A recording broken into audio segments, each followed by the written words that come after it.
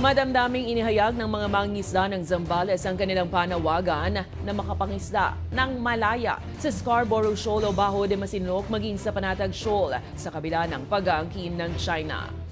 Ayon sa kanila, hirap ang dinaranas na ngayon ng kanilang mga pamilya at kapwa mangingisda dahil sa panghaharang at pagbabawal sa kanila ng China.